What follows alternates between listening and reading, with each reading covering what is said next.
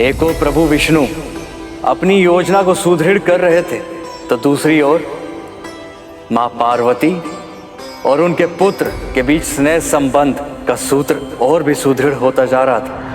आप सब मेरे पुत्र के जन्म के शुभ अवसर पर मेरी प्रसन्नता को साझा करने आए हैं। इसके लिए मैं आप सबको बहुत बहुत धन्यवाद कहती हूँ।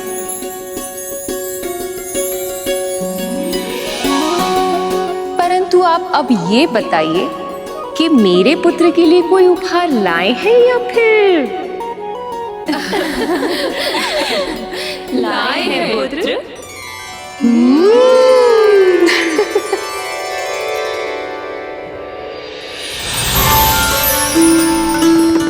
पुत्र, ये सारे वस्त्र आपके लिए हैं। इसमें से जो प्रिय लगे उसे चुन लो।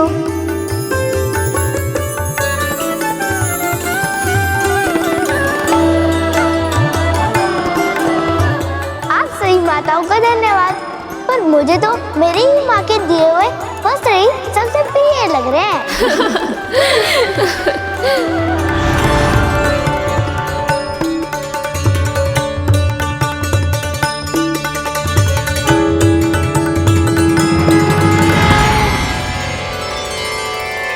फूलों का श्रृंगार रूप सज्जा के लिए आवश्यक होता है पुत्र। स्वयं चुनो, इनमें से कौन से पुष्प सबसे अधिक प्रिय हैं तुम्हें।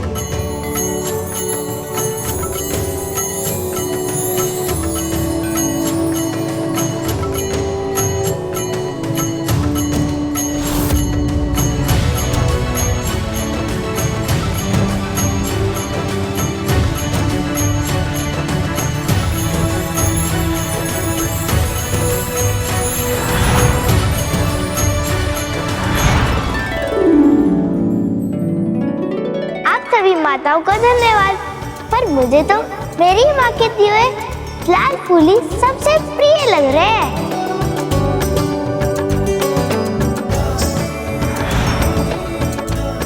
सखियों, पुत्र को ज्ञात है कि सखी पार्वती क्या उपहार देने वाली है, और उस उपहार के सामने ये हमारा उपहार का चुनाव कभी नहीं करेगा। इसलिए क्यों ना हम कुछ ऐसा करें जिससे कि पुत्र को ज्ञात ही ना हो कौन सा उपहार किसका है। उचित विचार है सखी, तभी तो पता चल पाएगा कि सत्य में इन्हें कौन सी वस्तु सबसे अधिक प्रिय है। माँ, इन्हें प्रयास करने दीजिए। विजय तो आपके प्रेम की होगी।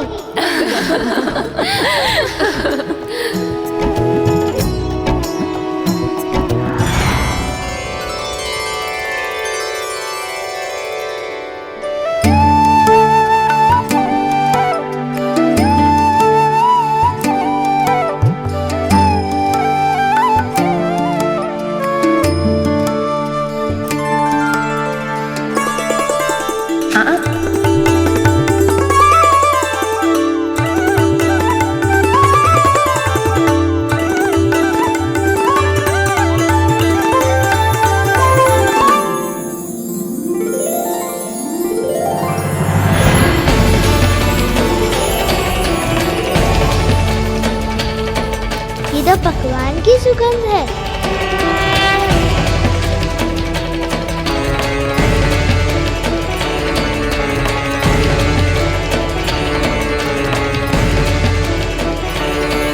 ये सारे पकवान और मिठाई की सुगंध कैसे पहचानूं माँ को?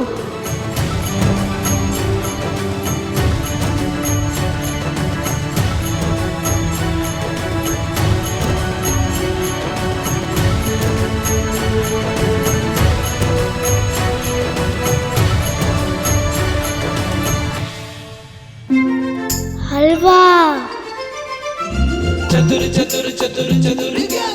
गाजर का हलवा, पर मुझे तो मेरी माँ के हाथ के बने हुए ही चाहिए।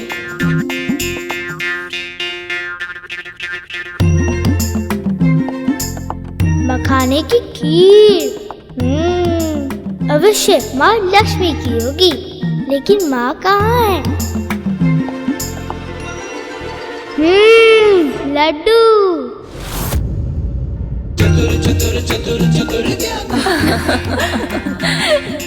एक माँ और पुत्र का बंधन अनूठा होता है। आंखों में पट्टी बांधकर पुत्र गणेश को माँ पार्वती का आभास हो गया था। जैसे एक नवजात शिशु अपनी माँ का स्पर्श पाते ही चुप हो जाता है, वैसे ही बाल गणेश के लिए माँ का स्पर्श, उनकी भेंट, उनका आदेश सर्वोपरि थे। मान गए पुत्र तुम्हें। तुम्हारी माता के साथ तुम्हारे संबंध सूत्र सच में बहुत प्रगाढ़ हैं। या कहना चाहिए कि तुम अपनी माता के भक्त हो। आप सब जो भी रहे, पर एक सत्य ये भी है कि मुझे बहुत जोर से भूख लगी है और आप सबने जो उपहार दिए उसे मैं व्यर्थ थोड़ी ना जाने दूंगा। सब कुछ खाऊंगा मैं। बस बस पुत्र, अब तू विश्राम कर ले, थक गया होगा।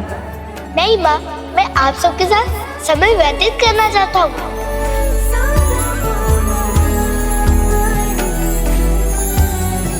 वो थक माँ गई हैं और विश्राम करने के लिए मुझे कह रही हैं। दर्शन देने के लिए आप सभी का बहुत बहुत धन्यवाद। पर अब मेरी माँ को विश्राम करने की आवश्यकता है।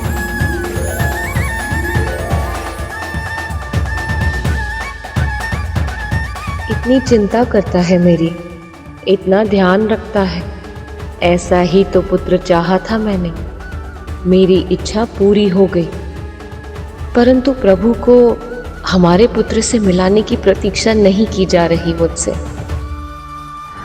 कैलाश में देवी पार्वती को लग रहा था जैसे इस पुत्र ने जन्म लेते ही उनके सब दुख हर लिए। और उधर पाताल में प्रभु विष्णु गजासुर के सामने महादेव और देवी पार्वती का प्रसंग सुनाकर महादेव को गजासुर के उदर से निकालने का प्रयास कर रहे थे। शिव की पीड़ा असहनीय थी। प्रिया से अनंत बिरहा की वेदना उनके तन के कण कण से क्रोधाग्नि बनकर फूट रही थी। साक्षात मृत्यु नृत्य कर रही थी। मानो ऐसा लग रहा हो जैसे हर बीते क्षण के साथ प्रलय निकट आ रही। महादेव का संताप विनाश का उद्घोष बन चुका था। संसार का संहार होने ही वाला था। उन्हें रोकना आवश्यक था, किंतु किसी को यह आभास तक नहीं था कि इस असंभव कार्य को संभव कैसे बनाया जाए। तब संसार के संचालक विष्णु सामने आए और उन्होंने कुछ ऐसा किया जो अकल्पनीय था। क्या किया विष्णु ने? अपने सुदर्शन चक्र से उन्होंने देवी सती के मृत तन के 52 भाग कर दिए। वो 52 भाग भारतवर्ष के विभिन्न स्थानों पर जाकर गिरे, जिनसे बने 52 शक्ति पीठ। वही शक्ति पीठ जो देवी सती के प्रखर और प्रेम पूर्वक जीवन के ज्वलन स्मृति चिन्ह के रूप में आज भी विद्यमान है। उधर विष्णु के कल्पनातीत कार्य के बाद महादेव ने अपना तांडव तो रोक दी और उससे संसार की रक्षा भी हो गई, किंतु महादेव का हृदय अब भी शोक से व्याकुल था। सती के रूप में अपनी शक्ति, अपनी आत्मा खो दी थी उन्होंने, और उनके बिना अर्धनारीश्वर अधूरे थे। शिवा और शक्ति को तो मैंने भी अलग किया है, तो क्या संकट मेरे ऊपर भी आ सकता है? अब आप विश्राम कीजिए माँ। जिस तरह थोड़ी देर पहले तू भाग रहा था ना ताकि मैं तुझे पकड़ ना पाऊं, ठीक वैसे ही मेरी नींद भी भाग गई है तेरी मनमोहक बातें सुनकर। इसीलिए तू अब मेरी चिंता छोड़ और ये बता क्या करना चाहता है तू? गोद में आए विघन हरता। अच्छा, तो झूला झूलना है तुझे। आजा फिर। प्रेम लुटाती प्रथम आप बैठिए माँ। अरे उसे बनाती। अरे पुत्र तो तू है, झूला तो मुझे झुलाना चाहिए, तुझे बिठाकर, नहीं तो तू थक जाएगा ना। आपकी सेवा करके मैं थक जाऊं, ऐसा कभी भी नहीं होगा। नारायण नारायण, आपका पुत्र तो बहुत ही विलक्षण है माँ। ये तो केवल आपके ही सुख के बारे में सोचता रहता है। प्रणाम देवर्षि। प्रणाम देवर्षि। आ गया। बहुत ही उचित समय पर आए हैं आप शीघ्र ही इसे आशीर्वाद भी दे दीजिए। अवश्य माँ।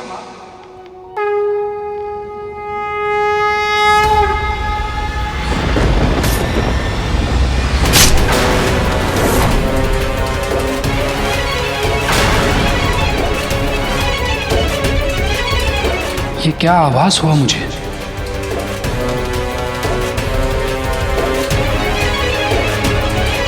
मुझे वरदान दीजिए कि मेरी मृत्यु केवल उसी के हाथों हो पाए जिसका जन्म केवल और केवल माता से हुआ हो, जिसके पिता ने स्वयं उसका शीश काटकर पुनः जोड़ा हो।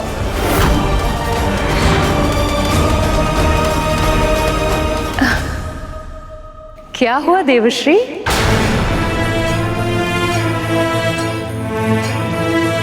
माँ को कैसे बताऊं कि मैं इनके पुत्र को दीर्घायु होने का आशीर्वाद क्यों नहीं दे सकता?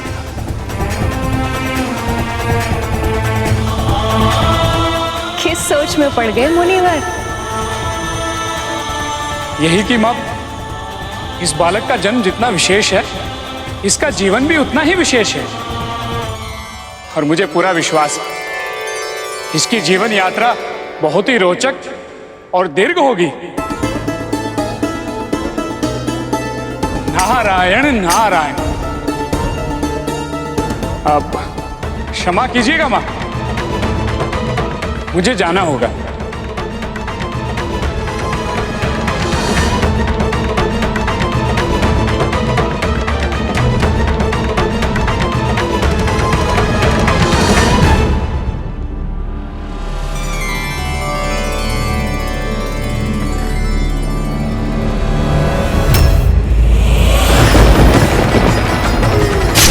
जो मैंने देखा क्या वो सच में घटित होगा? यदि ऐसा हुआ तो माँ की प्रतिक्रिया क्या होगी? ये क्या आभास हुआ मुझे? एक माँ से कैसे कहूँ कि उसके संतान की आयु अधिक नहीं है? अगर ऐसा हुआ तो माँ शक्ति ये वियोग नहीं सह पाएगी। इसके परिणामों की चर्चा किसके साथ करूं?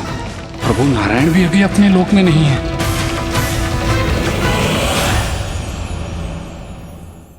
देवऋषि नारद की ये चिंता उचित थी, क्योंकि उन्हें यह आभास था कि गजमुखासुर की मृत्यु की पहली शर्त केवल यही बालक पूरी कर सकता था, क्योंकि उसका जन्म केवल मां से हुआ था। किंतु उसकी मृत्यु की दूसरी शर्त को पूरा कर पाना अभी संभव नहीं था, क्योंकि उनका सिर हाथी का नहीं था, और जब तक महादेव गजासुर के उदर में थे ऐसा हो पाना भी संभव नहीं था। आपके कहने का अर्थ यह है गुरुदेव, यदि महादेव गजासुर के उदर में रहते तो संसार संकट में आ जाता, और यदि बाहर आ जाते तो उनके पुत्र के प्राण संकट में पड़ जाते। फिर क्या हुआ गुरुदेव? मां पार्वती अपने पुत्र पर आने वाले संकट से अनभिज्ञ थी। वहां प्रभु विष्णु महादेव को मुक्त कराने का कठिन प्रयास कर रहे थे। जैसे विक्षिप्त हो गए ऐसे अपनी प्रिया की स्मृति में खोकर जोगी बनकर वन वन भटकने लगे। उनके कष्टों की अधिकता देवगणों के मन में शूल बनकर चुभ रही थी। वो जानते थे कि संसार को भोलेनाथ अब तभी मिल सकते हैं जब भोलेनाथ को एक बार फिर से प्रेम मिल जाए। ऐसे में देवी सती का पुनर्जन्म हो देवी पार्वती के रूप में। ओम नमः शिवाय, ओम नमः शिवाय। पर प्रेम के मार्ग में अवरोध तो आते ही। महादेव और उनकी प्रिया को फिर से एक होने में कई वर्ष लगने वाले थे, क्योंकि अपने संताप से भीतर ही भीतर जलते शिव शांति की खोज में तपस्या में लीन हो गए थे। ऐसे में पार्वती ने अपने स्वामी को प्राप्त करने के लिए तपस्या करने का निश्चय किया, पर उनकी मां मैनावती ये नहीं चाहती थी कि उनकी सुकोमल पुत्री इतना भीषण तप करे। पार्वती ने तपस्या में पहले भोजन छोड़ा और केवल पतियों पर निर्वाह करने का निश्चय किया, और बाद में उन्हें भी छोड़ दिया।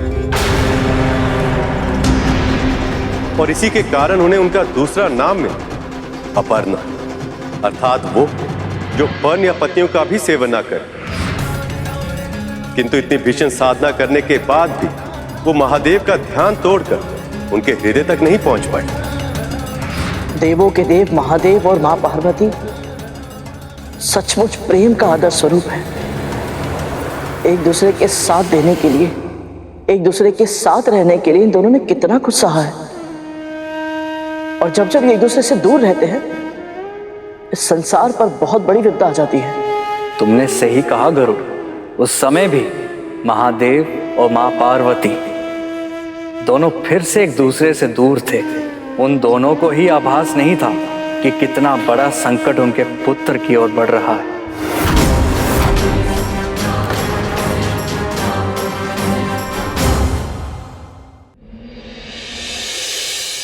बहुत ही सुंदर रूप पाया है उसने, सलोना सा मुख, नटखट इतना कि पूछे ही मत। उसके हृदय में अपनी माँ के लिए इतना सम्मान, इतना प्रेम, इतनी भक्ति कि संसार की कोई भी माँ उस पर बलिहारी जाए। मैं सच कह रही हूँ स्वामी, उसे एक बार देखते ही कोई भी व्यक्ति अपनी सारी चिंताएं भूल जाए। इतना मनमोहक है वो पार्वती नंदन। बस कीजिए देवी, और मत बताइए उस बालक के बारे में। आपके वर्णन मात्र से ही उस बालक को देखने की इच्छा हमारे मन में और प्रबल होती जा रही है।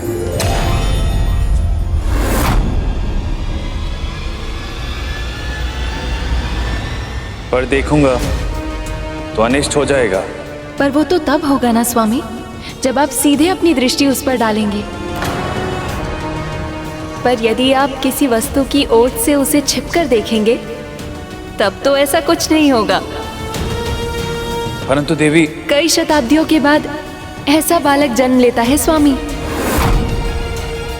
उसके दर्शन करके ही मेरे चित्त को बहुत सुख मिला। और केवल सुख ही नहीं, सत्य तो ये है कि मैंने उसे देखते ही मेरे भीतर ममता का अनुभव किया।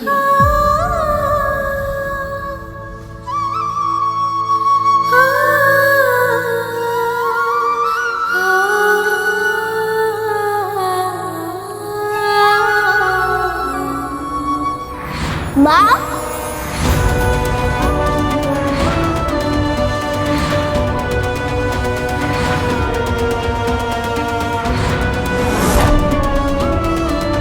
क्या वो बालक सच में इतना गुणवान है? अब तो इनके समक्ष जाकर उसे देखना ही होगा मुझे। शनिदेव के बारे में विख्यात है कि वो सदैव अपनी भावनाओं और कर्मों पर नियंत्रण रखते हैं। अपने कर्मों के परिणामों के प्रति सदैव सचेत रहते हैं, क्योंकि संसार के सभी प्राणियों को उनके कर्मों के अनुरूप दंड देना उनका उत्तरदायित्व है। पर इस बालक के बारे में जानकर वो भी स्वयं को रोक नहीं पाए।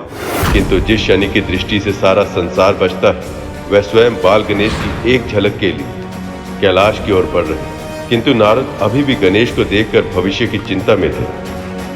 वो दृश्य विधाता की किसी बड़ी योजना का भाग है या फिर अनिष्ट का संकेत?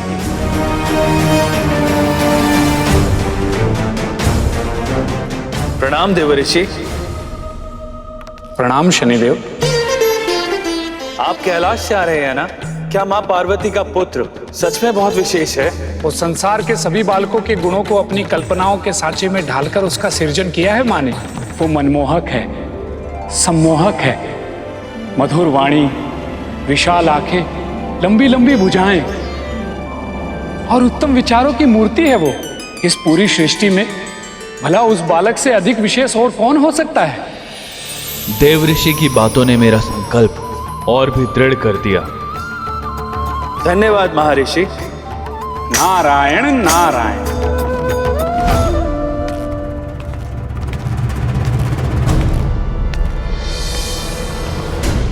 शनिदेव कहीं उस बालक से भेंट करने तो नहीं जा रहे?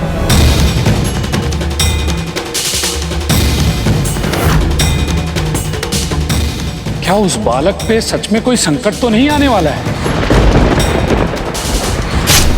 और मैंने शनिदेव को उस बालक के बारे में बताकर उचित किया या अनुचित?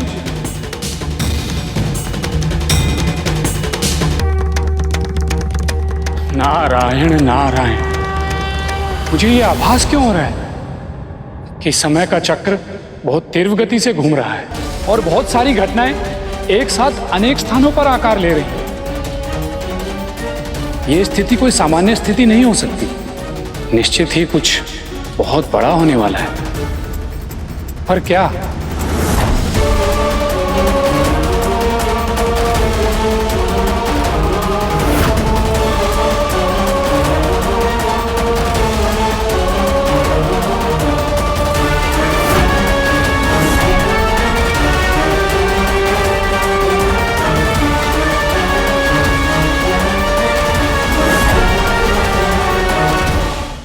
पर केवल शनिदेव ही माया के जाल में नहीं फंस रहे थे। गजासुर और गजमुखासुर दोनों ही प्रभु विष्णु के बनाए जाल में फंस चुके थे।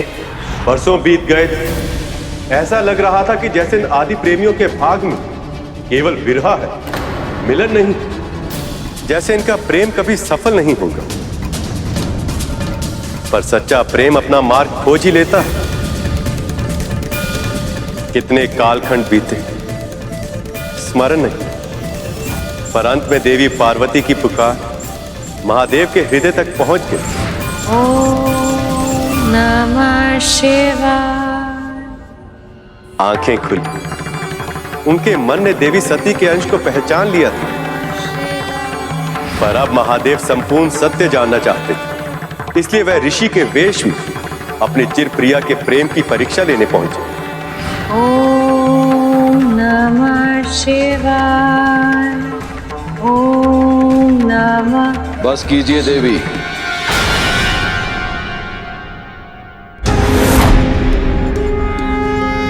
कौन है ये साधु ऋषि और मेरी शिव भक्ति में विघ्न क्यों कर रहे हैं? रोक दीजिए तपस्या। आप एक ऐसे व्यक्ति के साथ विवाह कैसे कर सकती हैं जो एक यायावर का जीवन जीता है, जिसके पास आप जैसी रूपवती राजकुमारी को देने के लिए उपहार में और कुछ है तो बस दुर्गम कैलाश की चोटी, जहां हर समय मां भयंकर अस्थियां हिला देने वाली शीत का प्रभाव बना रहता है, जो हर समय भूत प्रेत पिशाच निशाचर बैलों और नागों जैसे पशुओं से घिरा रहता है। आप अपने महलों का सुखी जीवन छोड़ के एक ऐसे व्यक्ति के साथ विवाह करके अपने जीवन को सदैव के लिए दुस्वप्न क्यों बनाना चाहती हैं? बस कीजिए ऋषिवर।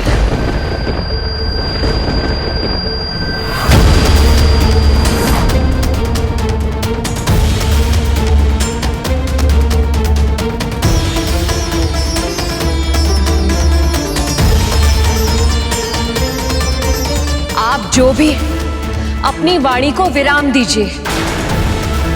जिनके बारे में अनर्गल प्रलाप कर रहे हैं, मैं उनसे प्रेम करती हूं।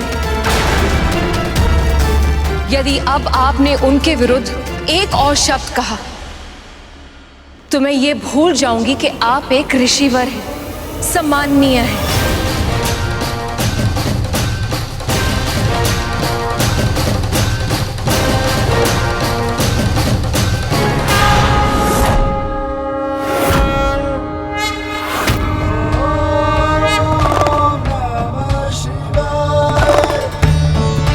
उस क्षण देवी पार्वती के लिए समय मानो थम सा गया था।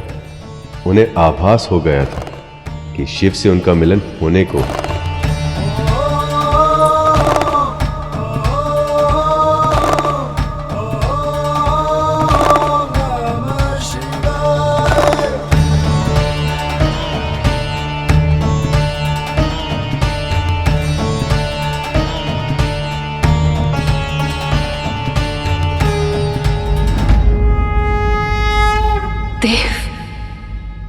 महादेव, आप, इसका अर्थ है कि मेरी तपस्या सफल हुई। अब हमारा मिलन होगा। और इस तरह कई कठिन परीक्षाओं के बाद शिव और सती विवाह सूत्र में बंधने वाले थे।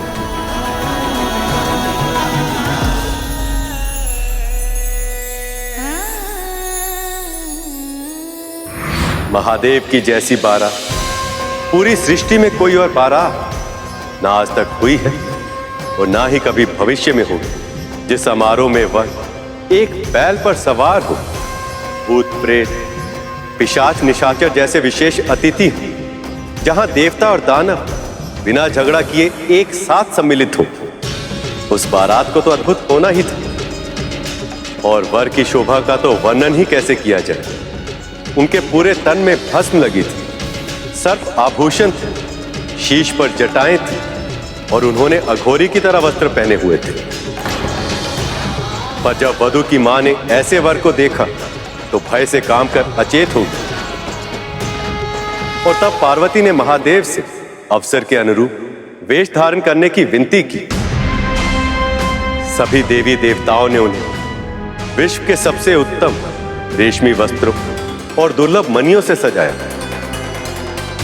महादेव ने कामेश्वर का रूप धारण किया, और उनकी आभा पूर्ण चंद्र से भी अधिक मनोहर हो गई। उन्हें इस रूप में देखकर महारानी मैनावती परम प्रसन्न हुई, और इस प्रकार महादेव और देवी पार्वती का विवाह संपन्न हुआ। हर हर शंभू, हर हर शंभू, हर हर शंभू, हर हर शंभू।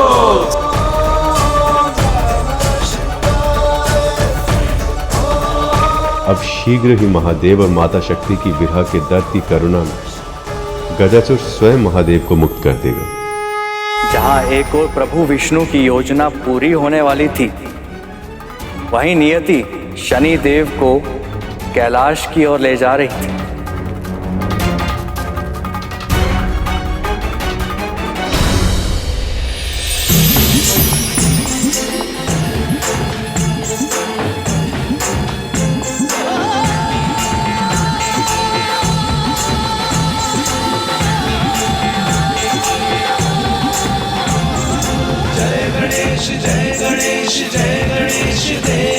आग लग गई थी।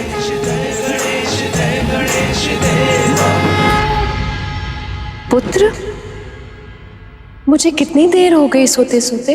कितने प्यार बीते उसका तो पता नहीं माँ, पर कुछ देर अवश्य हो गई है। तो तूने मुझे जगाया क्यों नहीं? इतनी देर से ऐसे ही बैठा रहा। कितनी असुविधा हुई होगी तुझे।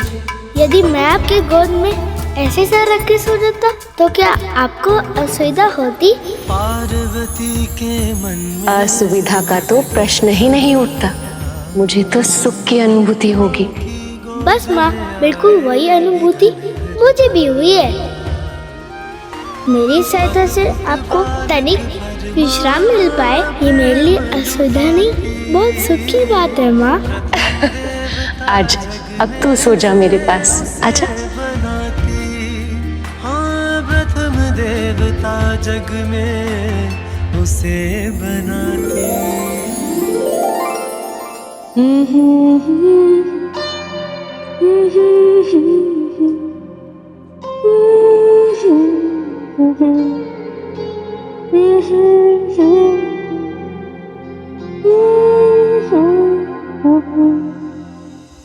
शनिदेव गणेश की ओर बढ़ रहे थे, किंतु गणेश को देखने के मोह में वो ये भूल गए थे कि उनकी वक्र दृष्टि गणेश के जीवन में संकट ला सकती है।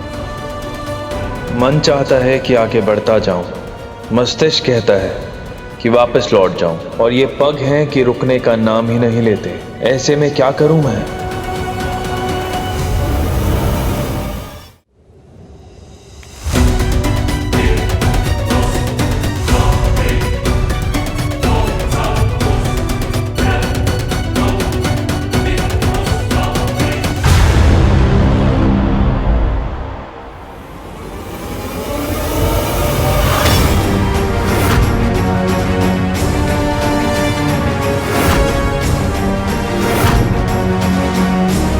यहां से तो कुछ दिखाई ही नहीं दे रहा।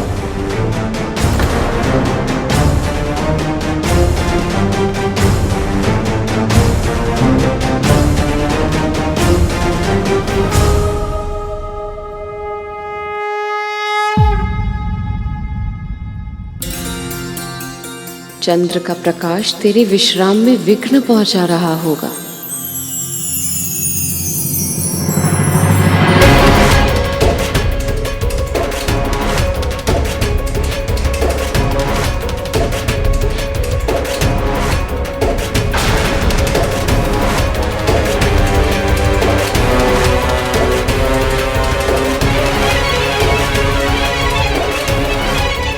चंद्रदेव के प्रकाश और माता की ममता ने अनहोनी होने से रोक लिया था, किंतु विधि के विधान को कौन टाल सकता है। शनि की दृष्टि से बाल गणेश भी नहीं बच पाए।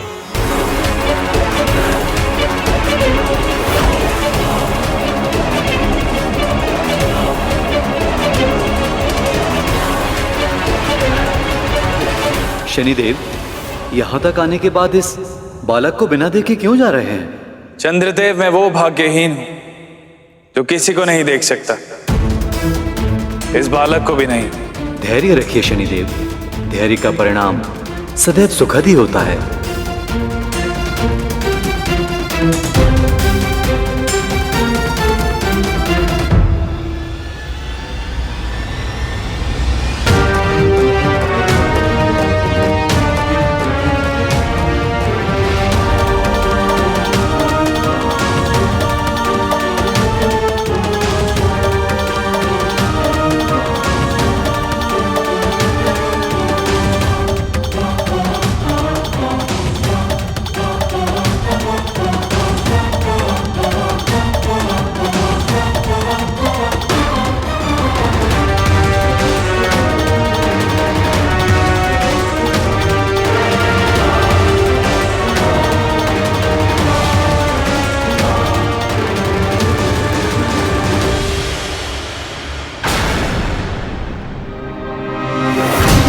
काली छाया।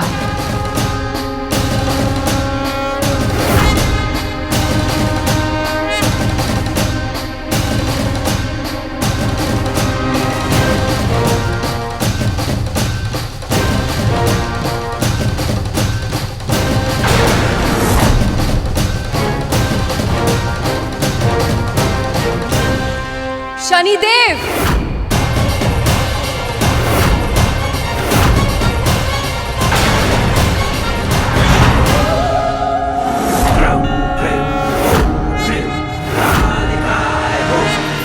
वक्र दृष्टि से मेरे पुत्र को देखने का साहस भी कैसे किया आपने? माँ, माँ मुझे क्षमा कर दीजिए माँ। आपका कर्तव्य है कि आप अपनी भावनाओं को नियंत्रित रखें। अपने धर्म से बाध्य हैं आप, और फिर भी आपने ये नियम तोड़ दिया। मेरे पुत्र के साथ अकल्पनीय अपराध कर दिया आपने, और अब इस अपराध का दंड आपको भोगना ही होगा दंडाधिकारी। मुझे क्षमा कर दीजिए।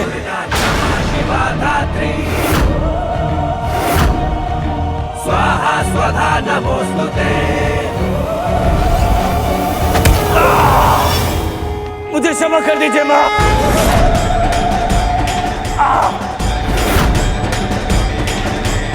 मुझे क्षमा कर दीजिए।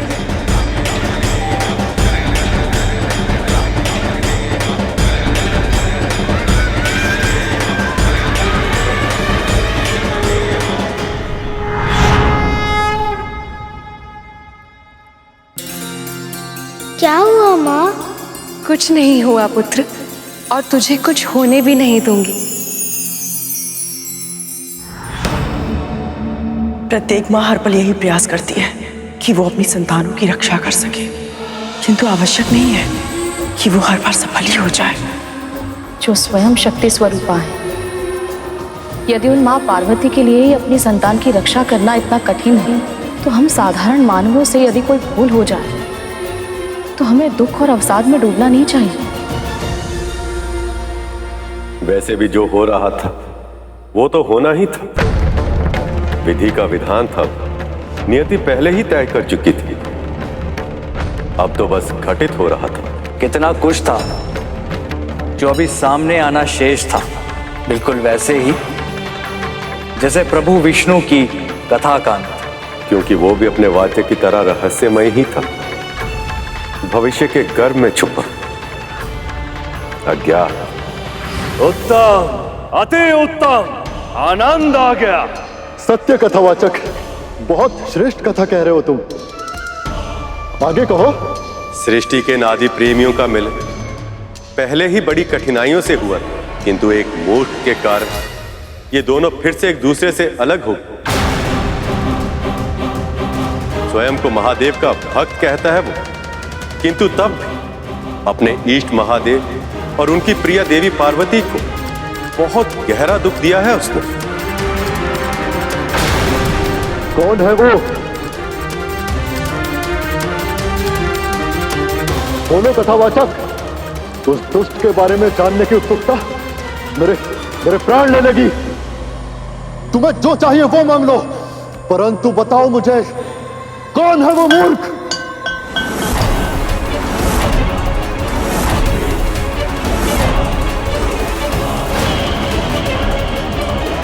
बोलो कथावाचक, कौन है वो?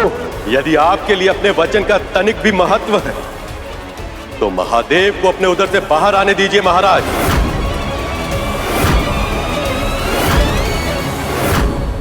क्योंकि वो मूर्ख आप ही है।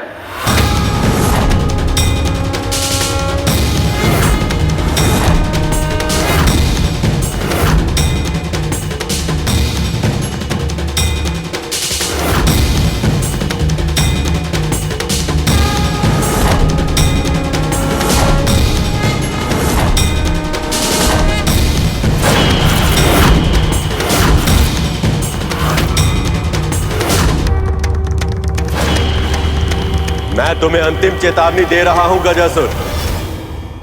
अब अपना वचन पूरा करो, महादेव को मुक्त कर दो।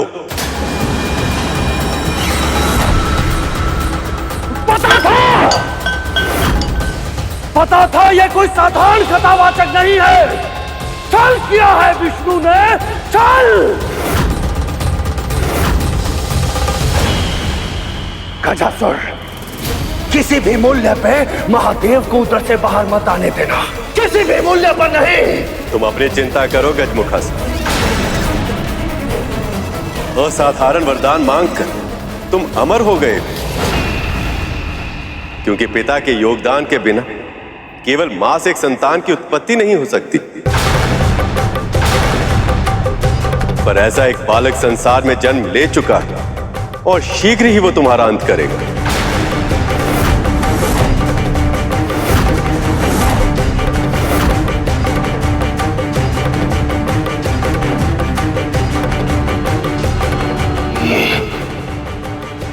ये सत्य है गजासुर। ये क्या हो गया? मुझे क्षमा करना मेरे भाई।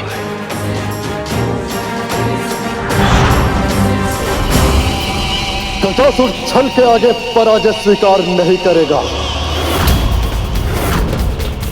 महादेव मेरी इच्छा के बिना मेरे उदर के बाहर नहीं आ सकते। आपने मुझे अंतिम चेतावनी दी थी ना विष्णु, अब मैं तुम्हें अंतिम अवसर देता हूं। निकाल सको तो खींच कर निकाल लो महादेव को मेरे उदर से।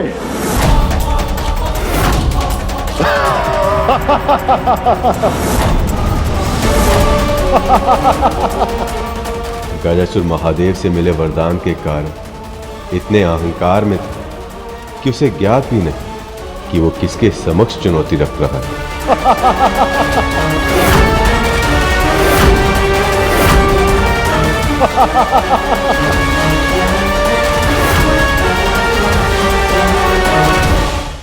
आपने मुझे अंतिम चेतावनी दी थी ना विष्णु, अब मैं तुम्हें अंतिम अवसर देता हूं। निकाल सको तो खींचकर निकाल लो महादेव को मेरे उदर से। दुष्ट, अधर्मी, मेरे प्रभु को मां पार्वती से दूर किया है तूने।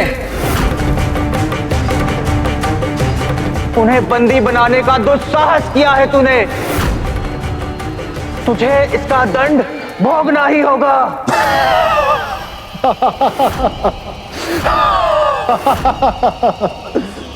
स्वयं महादेव का वरदान प्राप्त है मुझे। कोई भी देवी देवता, सुर, गंधर्व, मानव, दानव, ऋषि, मुनि, कोई भी मुझे छू भी नहीं सकता। तो तू मेरा क्या अहित कर पाएगा पशु?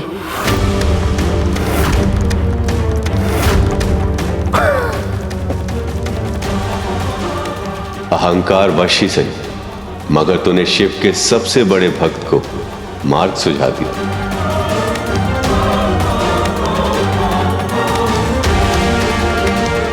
भगवान का वरदान भी आज इस भक्त के क्रोध से तेरी रक्षा नहीं कर पाएगा गजासुर।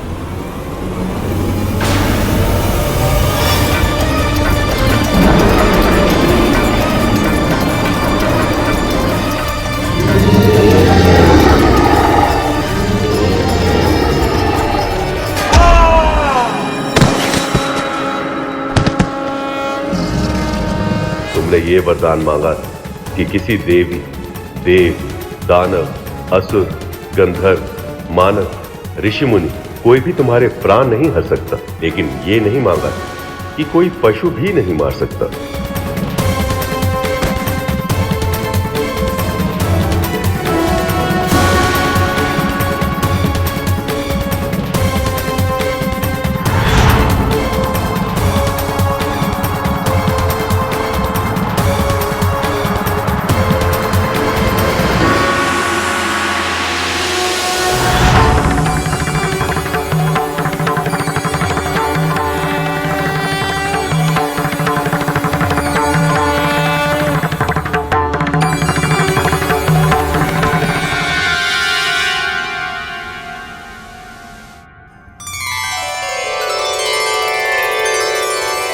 प्रभु,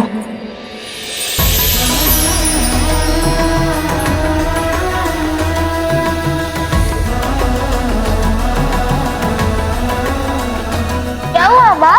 आप इतने प्रसन्न, वो भी इतना अधिक, और उसके कारण सब और प्रकाश मिल गया। माँ क्या हुआ?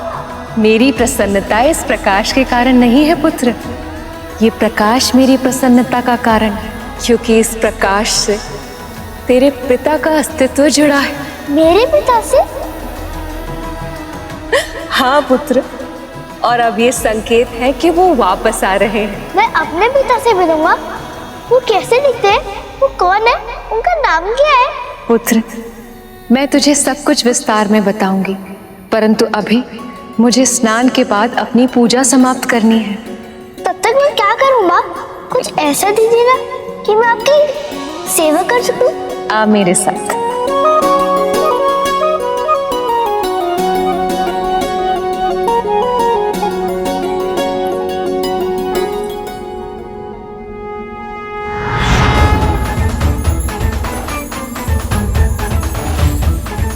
ये ले और इस स्थान की रक्षा कर, परंतु याद रहे, जब तक मैं बाहर वापस ना आ जाऊं, मेरे स्नान ध्यान में कोई भी व्यवधान ना पहुंच पाए। पर माँ, मैं इस दंड से किसी को कैसे रोक पाऊंगा? पुत्र, ये कोई साधारण दंड नहीं, मेरी शक्ति से संचालित है। इसीलिए ये विश्वास कर कि इस दंडे के रूप में तेरी माँ ही तेरे साथ है। इसीलिए जब तक ये डंडा तेरे हाथों में है तो किसी का भी सामना कर सकता है। तो फिर आप निश्चित होकर जाइए माँ। जब तक आपकी आज्ञा नहीं होगी, कोई भी भीतर प्रवेश नहीं कर पाएगा।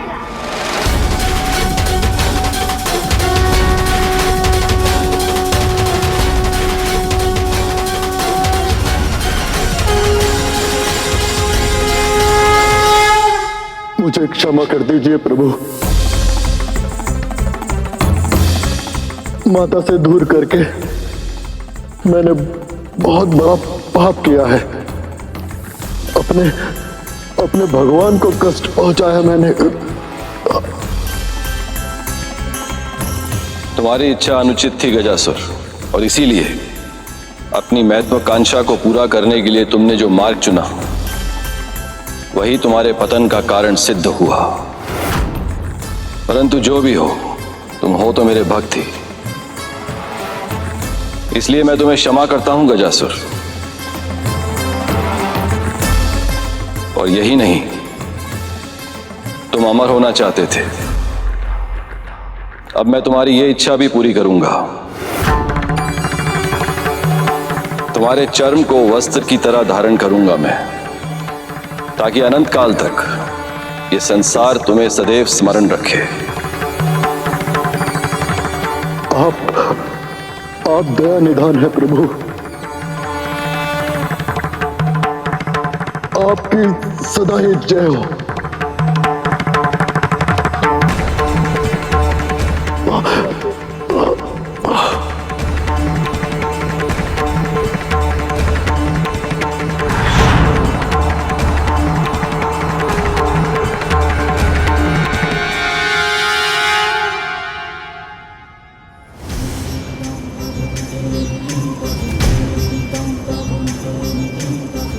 मुझे क्षमा कर दीजिए प्रभु,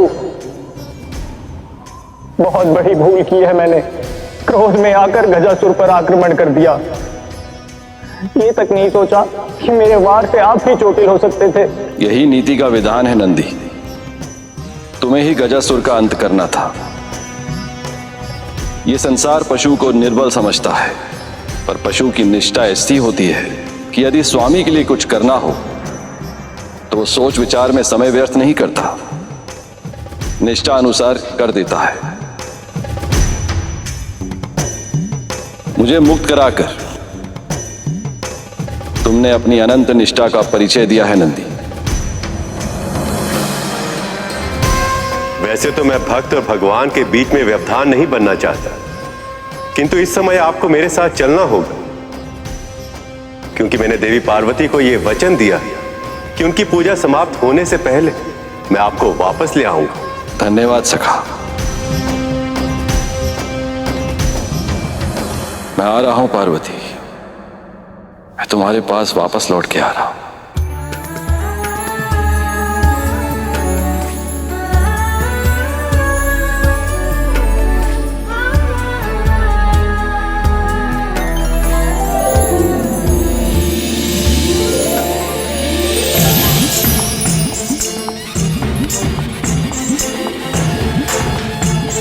जहां एक और कैलाश में बालक गणेश अपनी मां के आदेश का पूर्ण निष्ठा से पालन करने को प्रस्तुत थे। चाहे कुछ भी हो जाए, मेरे रहते अंदर कोई भी प्रवेश नहीं कर सकता।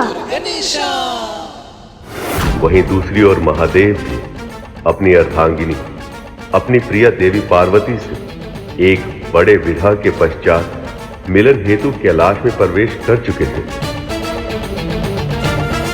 नंदी, प्रभु इतने तीव्र गति से चल रहे हैं, बहुत प्रयास करने पर भी हम उनके पग से पग नहीं मिला पा रहे। इस समय प्रभु के मन में माँ से मिलने की इतनी तीव्र इच्छा है कि उनके पाँव की गति आंधियों के वेग से भी अधिक हो गई है। ऐसे में हमारा पीछे छूटना तो स्वाभाविक है श्रृंगी।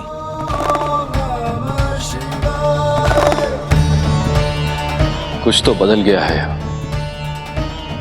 पर क्या?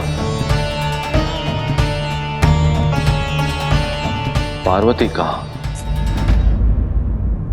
मुझे तो आशा थी कि वो मुझे द्वार पर ही मिलेगी। मेरी प्रतीक्षा में व्याकुल और स्वागत को आतुर।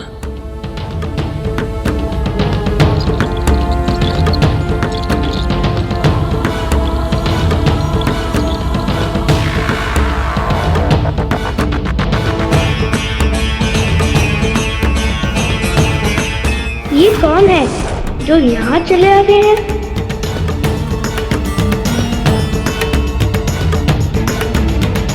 कौन है ये बालक?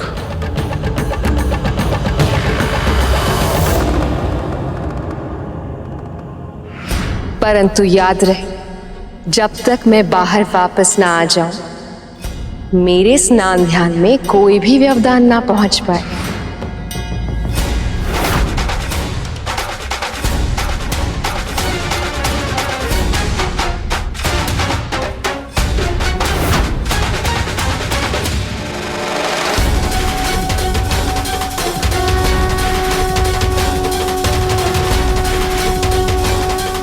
ये विचित्र व्यक्ति कौन है?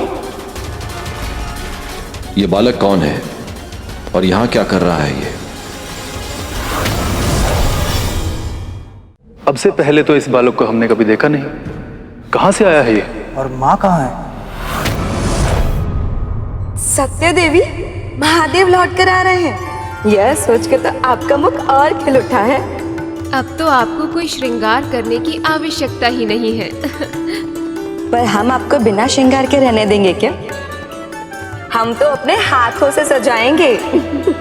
आज आपके पुत्र का जन्म हुआ है, इसलिए आज का ये दिन आपके लिए और महादेव के लिए बहुत ही विशेष है। और इसीलिए आज का ये दिन हम एक उत्सव की तरह मनाने में कोई कमी नहीं रहने देंगे। महादेव जब पहली बार अपने पुत्र को देखेंगे तो कितने प्रसन्न होंगे वो।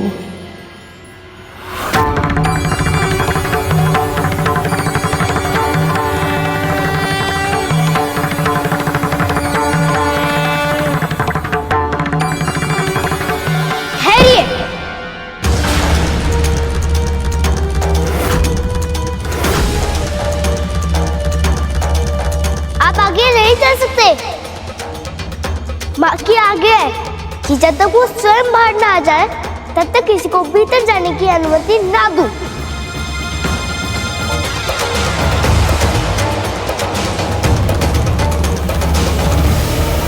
रुकिए।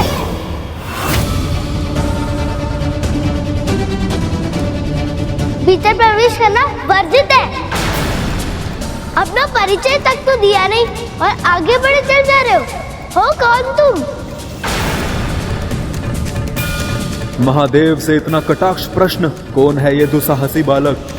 ये बालक प्रभु से इतनी उद्दंडता से कैसे बात कर रहा है?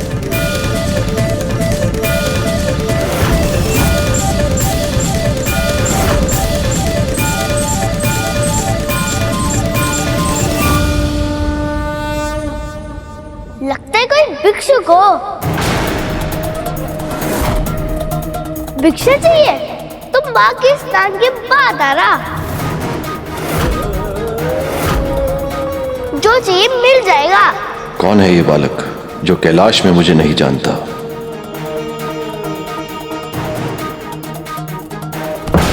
सुना नहीं? तुम्हें आगे बढ़ने की आज्ञा नहीं है।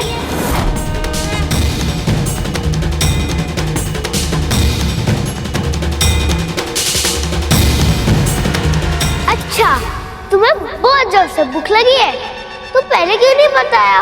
मैं तुमको मेरे फल दे सकता हूँ। चाहिए? तुम कौन हो बालक? मैं तुम्हें भीतर जाने से रोक रहा हूँ, फिर भी समझ में नहीं आया? यहाँ का स्वामी हूँ मैं।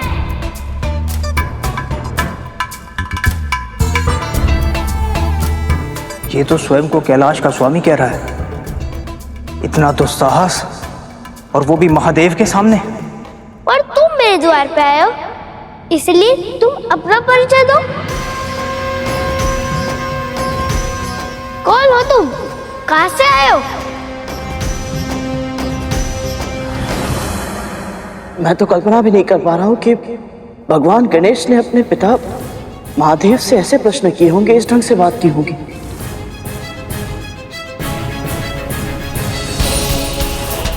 मैंने तो उन्हें केवल अपने माता पिता से ही नहीं बल्कि सभी देवी देवताओं से बड़े ही विनम्र और सम्मान के साथ बात करते हुए देखा है। स्वयं परब्रह्म स्वरूप है वो, फिर भी उन्हें इस बात का तनिक भी अभिमान नहीं। फिर ऐसा इसलिए कर क्योंकि तुम उस समय की बात कर रहे थे जब उन्हें इस बात का आभास नहीं था कि उनके माता पिता कौन और वो स्वयं कौन। हम जिस समय की कथा कर रहे हैं उस समय तक गणेश भगवान गणेश नहीं बने। ना तो उन्हें अपनी वास्तविकता का आभास था और ना ही अपने पिता की पहचान का ज्ञान। वो तो केवल अपनी मां को जानते थे। वो इस बात से अज्ञात थे कि उनके सामने जो देव है वो उनके पिता है और उनका अपमान करना मतलब क्रोध को आमंत्रण देने के समान था।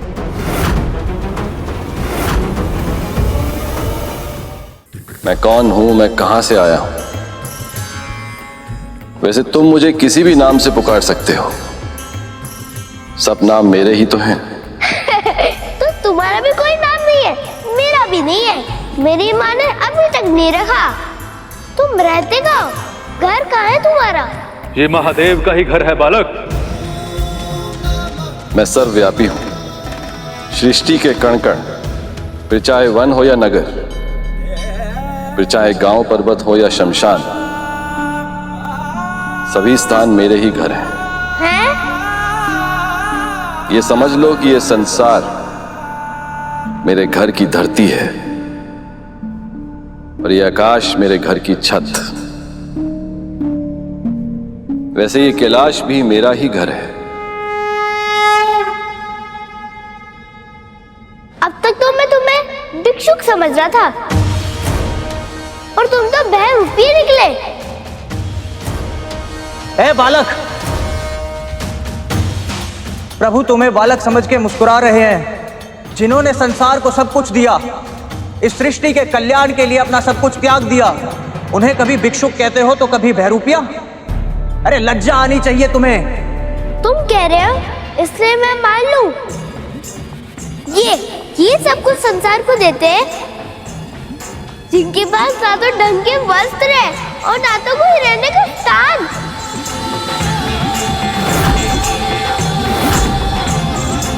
और बातें तो इतनी बहकी बहकी करते हैं कि कह रहे हैं क्या? तो फिर और क्या पुकारूं इन्हें? जाकर जल में अपना प्रतिबिंब देखो, कोई भिक्षुक या बहरूपी रखते हो? कितनी घनी चटाई है तुम्हारी, कभी सोच करके सुलझाते नहीं हो क्या?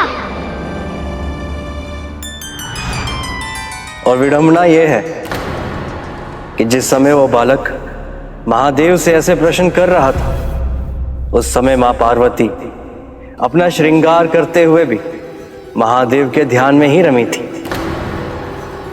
और उनकी स्तुति करते करते उस बालक के प्रश्नों के उत्तर दे रही थी। परंतु वो बालक अपने अज्ञान और अभिमान के कारण उन्हें सुनने में असमर्थ था।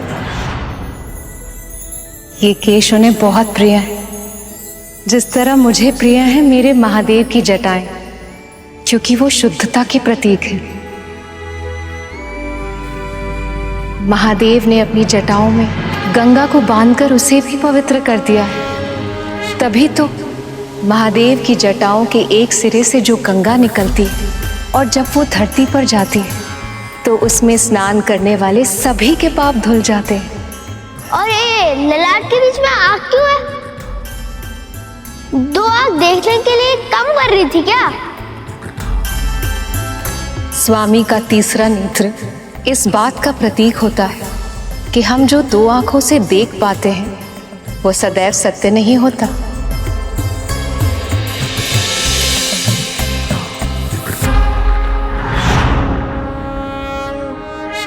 सत्य का ज्ञान केवल अंतरात्मा की आंखों से हो सकता है। मुझे मूर्ख समझते हो क्या?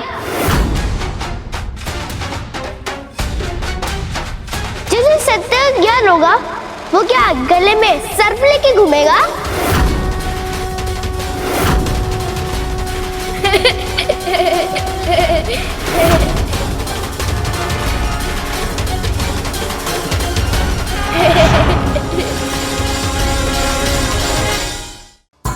कितनी घनी चटाई है तुम्हारी, कभी सोच करके सुलझाते नहीं हो क्या?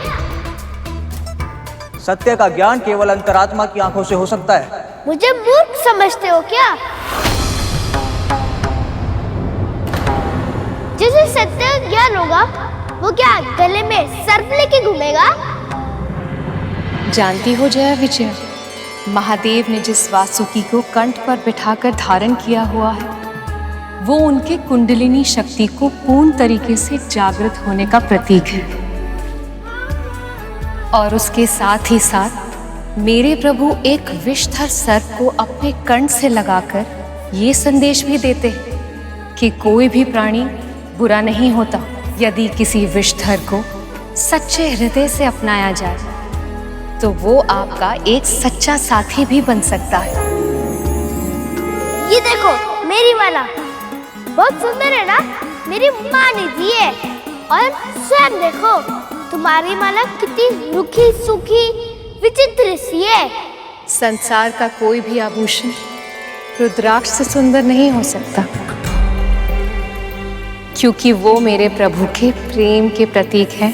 जब सती रूप में मेरा उनसे विरह हुआ था तो मेरी स्मृति में उनकी आंखों से जो 2 आंसू गिरे थे वही रुद्राक्ष के बीज बने, और ऐसे आंसू रूपी रुद्राक्ष को अपना आभूषण बनाकर महादेव ने उसे संसार के लिए कल्याणकारी बना दिया। यार शर्म क्यों पहना है? रिक्शा में ढंग के वस्त्र नहीं मिलते हैं क्या? सादा जीवन जीते हुए भी उच्चतम विचारों के सिद्धांत को मेरे महादेव से अधिक और कोई सार्थक नहीं कर सकता। मृत पशु का चर्म किसी योग्य नहीं होता, परंतु महादेव ने उसे भी उपयोगी बना दिया ताकि वस्त्रों के लिए प्रकृति का दोहन ना हो। जानती हो ना, रेशम के धागे के लिए कितने ही कीट अपने प्राण गंवा देते हैं, और कपास उगाने के लिए कितने ही वन काट दिए जाते हैं। यही नहीं, महादेव तो वो हैं जिन्होंने अपने शत्रु के चर्म को अपनाकर उन्हें सम्मान दिया, उनका सत्कार किया। इनके मन में कोई द्वंद्व नहीं है, ना कोई मित्र है और ना ही कोई शत्रु। सबके साथ समान व्यवहार करते हैं प्रभु। ऐसे हैं मेरे महादेव। लगता है तुम सब इनके भक्त हो। तुम्हारे अनुसार ये त्रिशूल और डमरू का भी कोई महत्व होगा। महादेव के एक हाथ में त्रिशूल और दूसरे हाथ में डमरू सजता है। इन दोनों से अधिक भला और क्या अच्छा आभूषण हो सकता है उनके लिए, क्योंकि त्रिशूल सृष्टि, स्थिति और संहार का प्रतीक है। वो दर्शाता है कि तमस, रजस और सात्विक इन तीनों गुणों पर महादेव का पूर्ण नियंत्रण है। वही डमरू से ब्रह्मनाद का, ब्रह्माक्षर का, स्वर का, व्यंजन का, इस सारे संसार का जन्म हुआ है।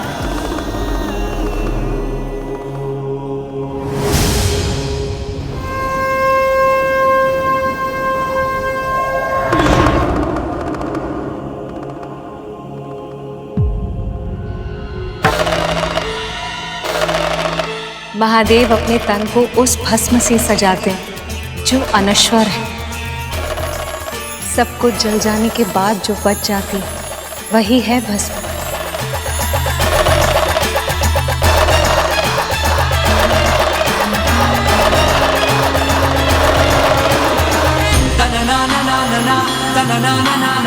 इसका स्पर्श मन को शांति दे रहा है। क्या है ये? अब इस ना समझ के प्रभु के वास्तविक रूप का और महिमा का ज्ञान अवश्य होगा।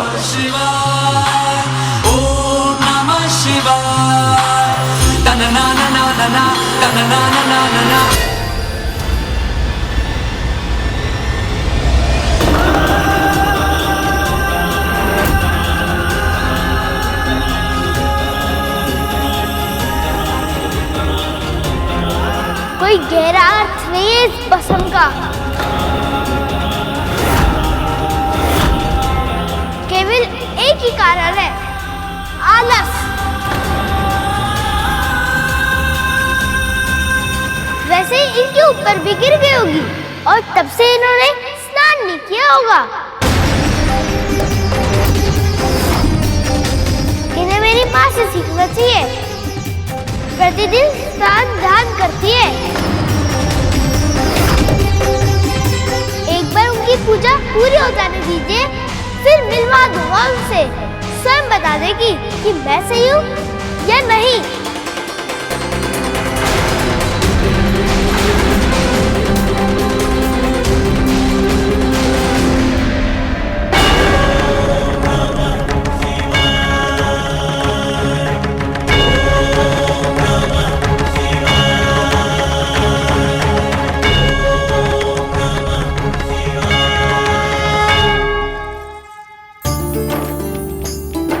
देवी, अब आप पूर्ण रूप से तैयार हो गए हैं।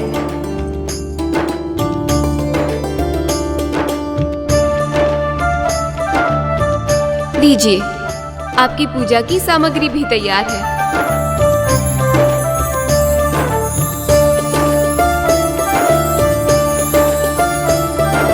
रुकिए, आपके बालों की ये एक लट ना बहुत ही हटी है, इसे मैं सही कर देती हूँ। बस बस बस करो जय विजया, महादेव आते ही होंगे। प्रवेश करते ही यदि उनकी आंखों ने मुझे नहीं देखा तो वो निराश हो जाएंगे। उनके आने से पहले मुझे पूजा भी समाप्त करनी है। अब जाओ। चलो। कितने प्रसन्न होंगे प्रभु जब उनकी अपने पुत्र से प्रथम भेंट होगी।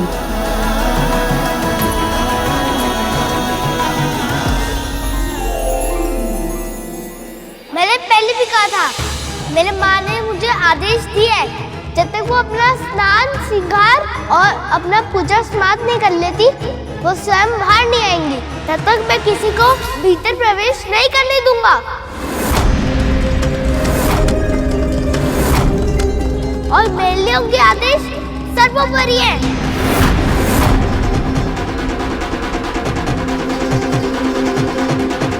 तुम्हारी मातृभक्ति देख के बहुत प्रसन्नता हुई बाल, पर बस कुछ और नहीं सुनना मुझे।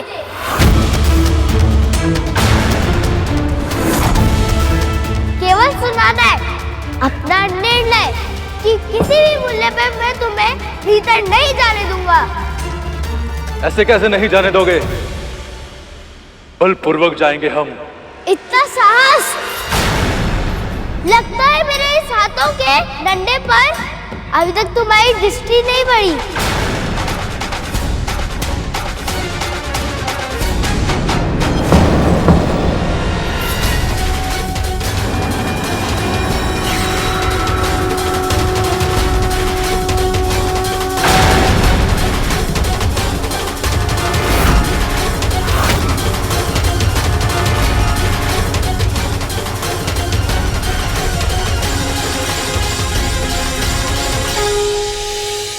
इस डंडे का इतना प्रभाव ये कैसे संभव है प्रभु? ये कंपन तो मेरे डंडे की है। सब ठीक तो है ना पुत्र?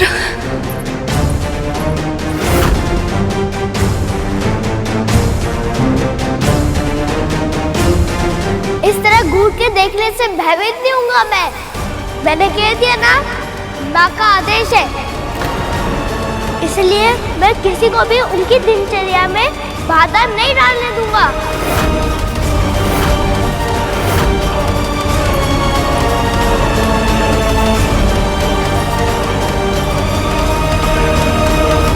यदि तुम्हारी माँ चाहती है कि उनसे कोई भेंट ना करे तो ऐसा ही होगा।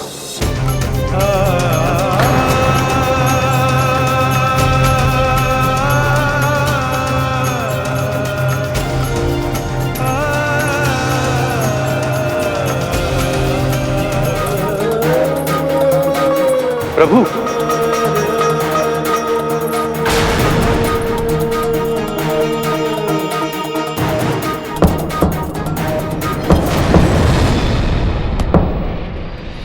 पार्वती के मन में उमड़। अच्छा, तो इस डंडे को जमीन पर पटकने से कंपन आई थी। मेरा पुत्र बिल्कुल भैया विष्णु के अवतार कृष्ण के भांति ही नटखट है, ठीक वैसा जैसा मैं चाहती थी। बालक फरमा प्रेम लुटाती, प्रथम देवता जग में उसे बनाती।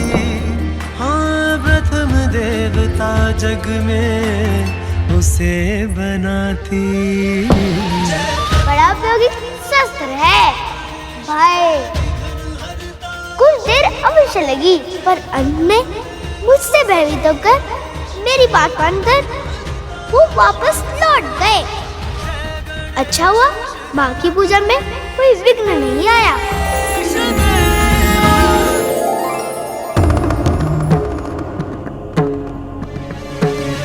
प्रभु, इतने लंबे समय से आप माँ से मिलने की प्रतीक्षा कर रहे थे और अब एक बालक के कहने पर उनसे मिले बिना ही वापस लौट रहे हैं। प्रभु, आपको तो उसे दंड देना चाहिए। हाँ प्रभु, हम सबने इतना समझाया, पर हमारी बात माननी तो दूर, उसने सुनी तक नहीं। इतनी कम आयु में उसमें इतना अभिमान है, तो भविष्य में उसका व्यवहार कैसा होगा प्रभु?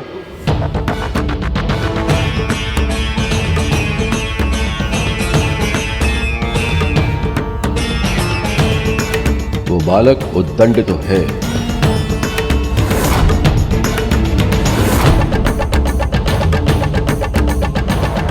जिस समय नंदी, श्रृंगी और अन्य सभी शिवगण महादेव के रौद्र रूप को जगाने का प्रयास कर रहे थे, वहीं मां पार्वती शिवलिंग पर जल चढ़ाकर महादेव के शांत रूप को पूज रही थी।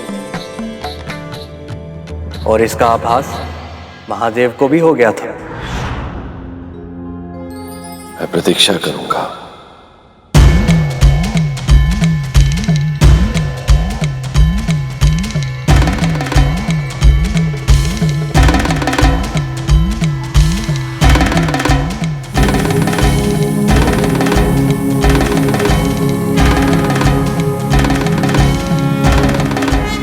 प्रभु तो पुनः ध्यान करने लगे। उस बालक के कारण प्रभु और माता के मिलन में एक बार फिर विलंब हो गया। अब मुझे ही उस उद्दंडी बालक को शीशता का पाठ पढ़ाना होगा, ताकि प्रभु और माता का मिलन शीघ्र ही हो सके।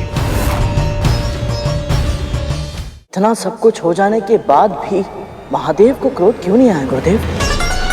वो स्वयं को शांत कैसे रख पाए? महादेव का रुद्र रूप उनके संपूर्ण व्यक्तित्व का एक अंश भी नहीं है,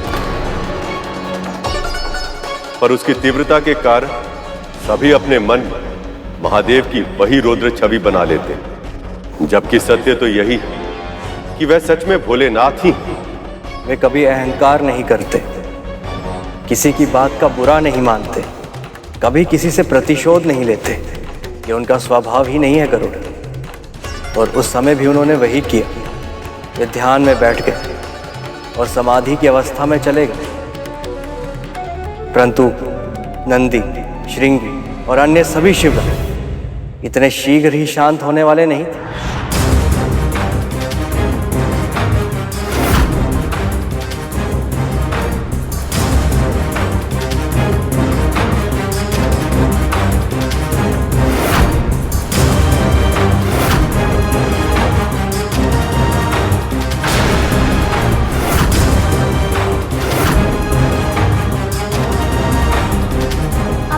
को कहाँ छोड़ा है तुम सब? बालक, तुम्हारी उद्दंडता अब सीमाएं तोड़ रही है। यदि अपनी माँ की आज्ञा पालन करना उद्दंडता है, तो ये उद्दंडता मैं अवश्य करूँगा। देखता हूँ क्या बिगाड़ता हूँ तुम सब मेरा। सावधान बालक, तुम हमारे प्रभु को नहीं जानते। वो शिव हैं, शिव, देवों के देव महादेव।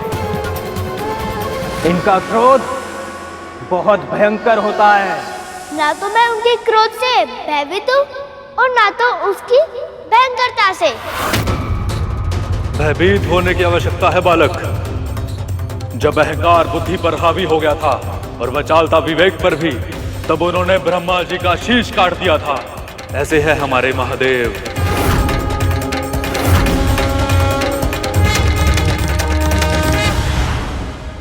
अर्थात सचमुच ब्रह्मदेव के पास 5 शीश हुआ करते थे। 5 मुख और 5 शीश वाले तो केवल परम ब्रह्म होते हैं ना। इसका अर्थ तो ये हुआ ना दीदी कि ब्रह्मदेव भी पहले उसी श्रेणी में आते थे, पर अब नहीं। ऐसा क्यों गुरुदेव? ये कौन सी कथा है?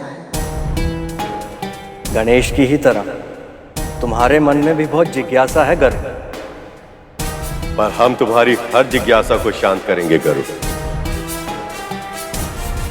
ये कहानी उस समय की है जब इस संसार में कुछ भी नहीं था। शिव और शक्ति की ऊर्जा से प्रभु विष्णु और ब्रह्मदेव ने जन्म लिया, परंतु उन दोनों के बीच तर्क वितर्क होने लगा कि दोनों में बड़ा कौन है। सृष्टि का सृजन करता हूं मैं, और सृजन से ही सब कुछ आरंभ होता है, और मेरे बिना ना सृष्टि का अस्तित्व होता, ना जीवन। इसलिए मेरा महत्व अधिक है। मैं ही बड़ा हूं, सबसे बड़ा हूं मैं। आप अपनी कल्पना से जो रचते हैं, मैं उसे संचालित करता हूं। मेरे बिना सृष्टि का संतुलन संभव ही नहीं है, और बिना संतुलन के विनाश होने में तनिक समय नहीं लगता। इसलिए मेरा महत्व अधिक है।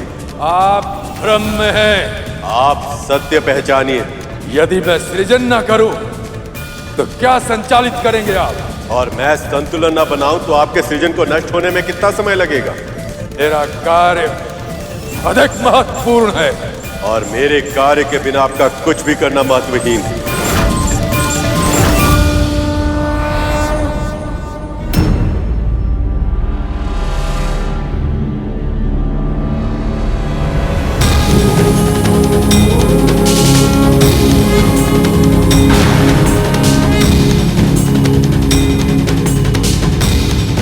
ये स्तंभ क्या है? ये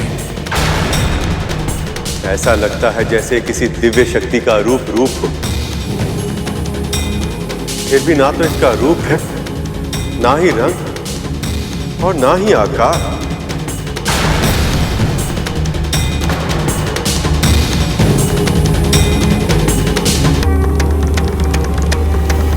कौन है आप? यही तो जानना है तुम्हें।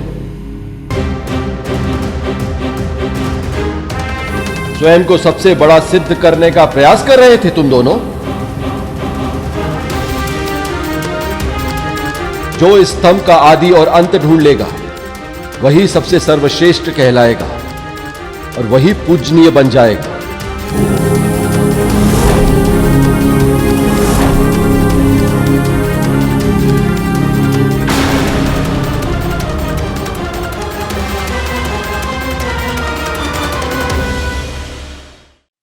ब्रह्मदेव हंस पर बैठकर ऊपर की ओर जाने लगे और प्रभु विष्णु वरा बनकर नीचे की ओर।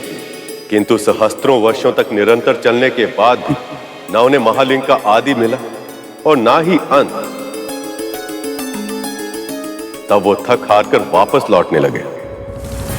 वे दोनों ही शर्त हार गए थे, परंतु ब्रह्मदेव और प्रभु विष्णु जब महादेव के पास पहुंचे तो ब्रह्मदेव ने महादेव से झूठ कह दिया।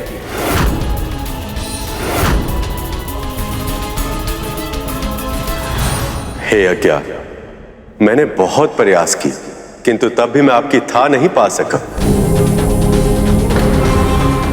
इसलिए मैं अपनी पराजय स्वीकार करता हूं। मैं सर्वश्रेष्ठ नहीं हूं। आप और मैं भिन्न नहीं हैं। आप ही में मैं है और मैं ही में आप हूं। कह तो आप ऐसे रहे हैं जैसे आप अथाह हैं, सबसे बड़े हैं, सबसे विशाल हैं, किंतु अब आप अज्ञात नहीं रहे स्तंभ। मैंने आपका प्रथम सिरा देख लिया है।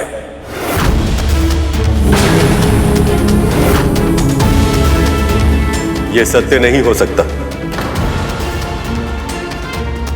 जानता था मैं कि आप मेरी महानता स्वीकार नहीं कर पाएंगे,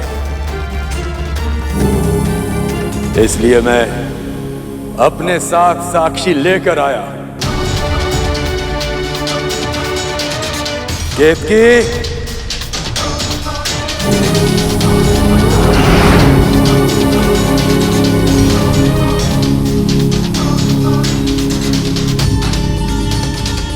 ये केतकी है, वो भूत जिसने स्तंभ का ऊपरी सिरा देखते हुए मुझे देखा था, सबसे ऊपर।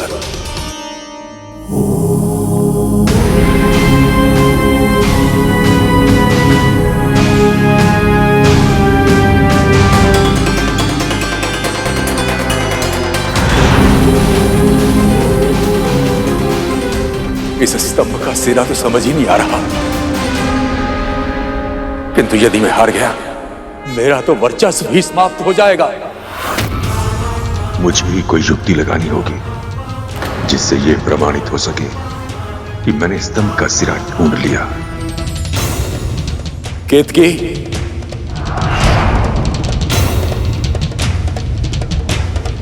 केतकी, मैं तुम्हें अपना साक्षी बना रहा हूं। मेरे साथ चलो। यदि स्तंभ कुछ पूछे तो तुम असत्य कहना। इसके बदले में जो तुम चाहोगी वो सब कुछ मैं दूंगा।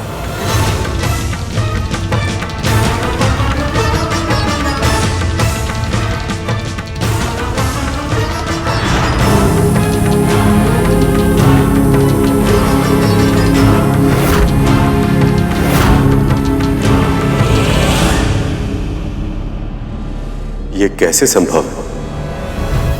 नारायण ने सत्य कहा, इसलिए ये सर्वत्र पूजे जाएंगे।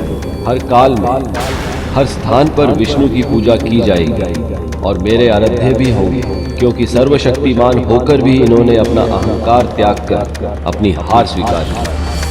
पर ब्रह्मदेव ने अपना अहंकार नहीं त्यागा और सर्वश्रेष्ठ तथा पूजनीय बनने के लालच में इन्होंने आज सत्य भाषण किया, इसलिए आज से इनकी पूजा वर्जित होगी। और केतकी, तुमने झूठा साक्ष्य प्रस्तुत किया है, इसलिए आज के बाद तुम्हारा प्रयोग कभी किसी पूजा में नहीं किया जाएगा।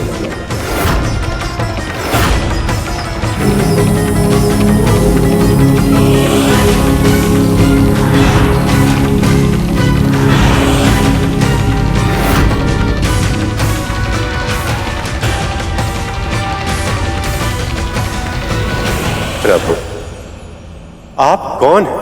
सबसे बड़ा हूं मैं, केवल मैं, क्योंकि मेरा ना आदि है ना अंत। मैं हूं महाशिव।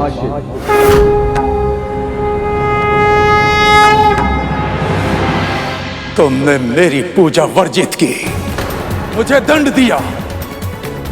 ये अधिकार तुमको किसने दिया? स्तंभ, स्वयं को बड़ा कहते हो। सबसे बड़े असत्यवादी तो तुम स्वयं हो, क्योंकि सबसे श्रेष्ठ मैं हूं। मैं हूं सबसे बड़ा, पर ब्रह्म हूं मैं। 5 शीश है मेरे, तुम्हारे कितने? बोलो, कौन हो तुम?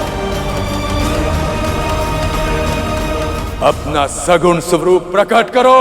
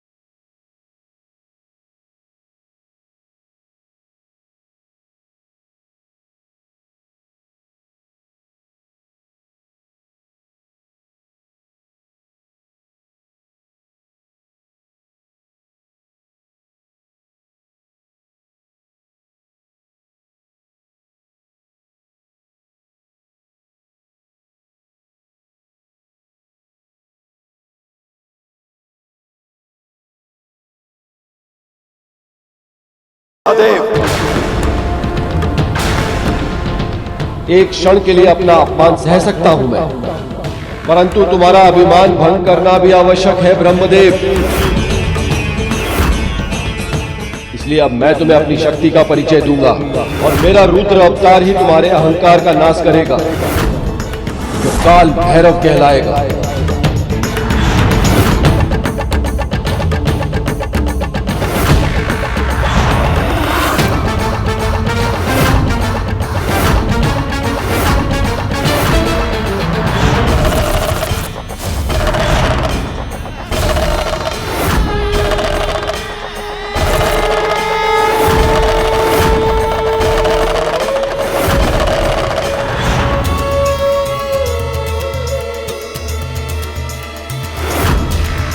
मैं हूं काल भैरव, अहंकार का भक्षण करता हूं मैं। वही अहंकार तुम्हारे भीतर प्रचुर मात्रा में भरा है और सृष्टि के जनक को अहंकार शोभा नहीं देता। उसी अपराध का दंड दूंगा तुम्हें मैं।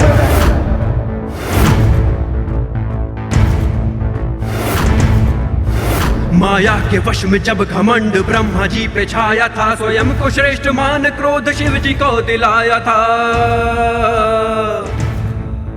तब काल के समान रूप काल भैरव का लिया और काट के सर पांचवा ब्रह्मा जी का पृथक किया। ओम नमः शिवाय, ओम नमः शिवाय, ओम नमः शिवाय, ओम नमः शिवाय, ओम नमः शिवाय, ओम नमः शिवाय। महादेव ने अहंकारी ब्रह्मदेव को दंड देकर उन्हें पर ब्रह्म की उपाधि से वंचित कर दिया और ब्रह्मदेव के पद को ऐसा बना दिया कि उस पर सदा के लिए कभी भी कोई आसीन नहीं रहता। हर महाकल्प के अंत में ब्रह्मा बदल जाते हैं। वर्षों तक तपस्या, ध्यान और त्याग करने के बाद ही ऐसा ज्ञान मिलता है जिससे कोई ब्रह्मा के स्थान को प्राप्त कर सके। जिस रात महादेव ने अपने अरूप रूप में प्रभु विष्णु और ब्रह्मदेव को सबसे पहले दर्शन दिए थे, उसी रात को शिवरात्रि के रूप में मनाया जाता है। उस दिन उपवास रखकर पूरी रात जागरण कर शिव का ध्यान करने वालों को उनका विशेष आशीर्वाद प्राप्त होता है। तो ये है शिवरात्रि का महत्व। परंतु गुरुदेव, महादेव के बारे में ये सब जानकर क्या बाल गणेश ने उन्हें पहचान लिया? नंदी की आशा तो यही थी।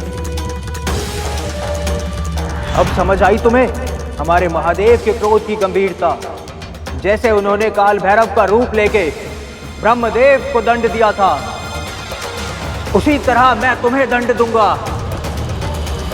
इतना आत्मविश्वास! ब्रह्मदेव का शीश काटा होगा, पर मेरी एक उंगली को हानि नहीं पहुंचा सकते तुम। अगर अपना हित प्यारा है तो जाओ यहाँ से, वापिस लौट जाओ।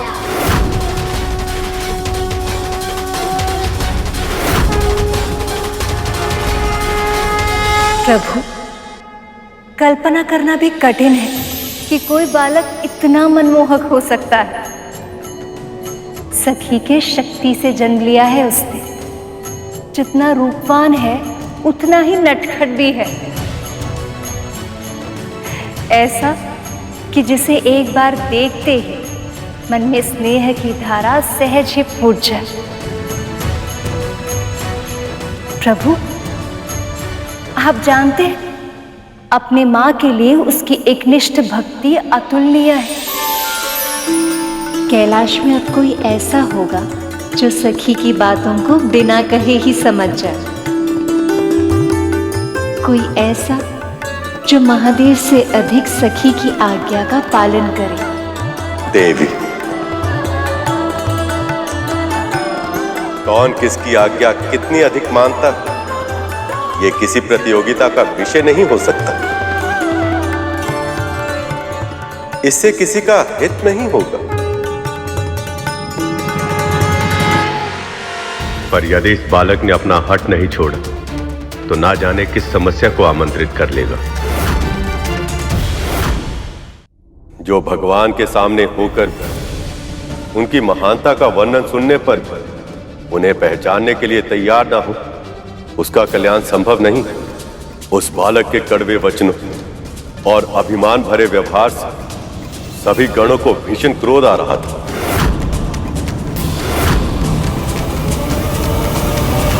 बस करो बालक, बंद करो ये खेल। तुमने ना केवल नंदी जी का अपमान किया है, बल्कि स्वयं महादेव का अपमान किया है तुमने। महादेव तो जगत के पिता है। वो किसी के भी पिता हो, उससे मुझे क्या? मैं उनके लिए नहीं, सारे जगत के लिए अपना वचन नहीं तोड़ूंगा।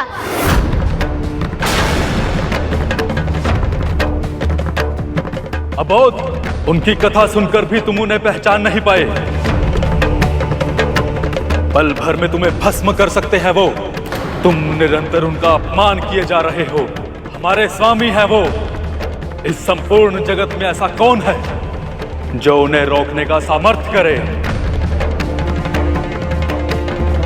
अब तक हम तुम्हें बालक मानकर क्षमा कर रहे थे, पर अब बस।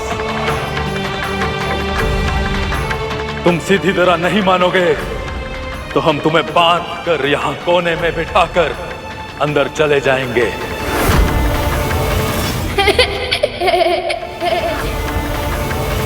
ओहो, कितना बोलते हो तुम सब।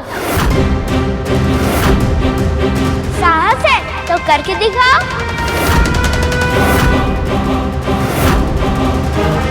अब तुम्हें दंड देना ही होगा।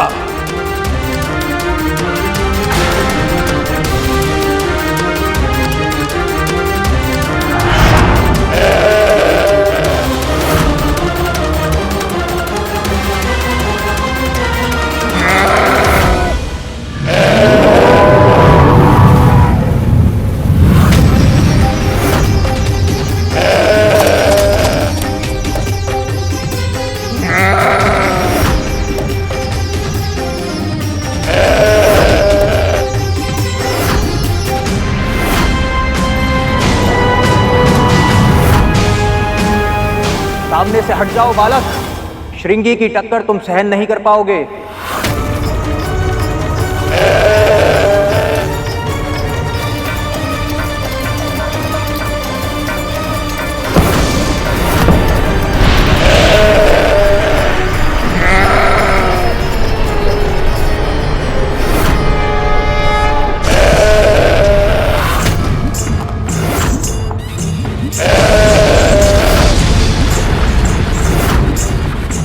ये कैसे संभव है?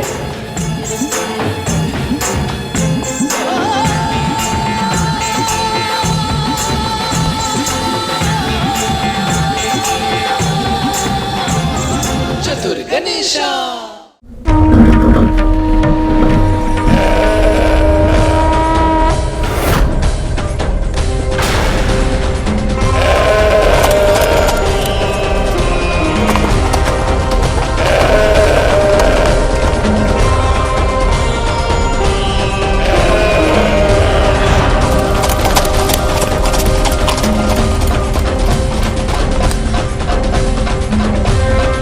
ये बालक तो शिवगण से ही युद्ध करने लगा। कहीं इसके क्रोध से महादेव क्रोधित होकर अपनी तीसरी आंख न खोल दे।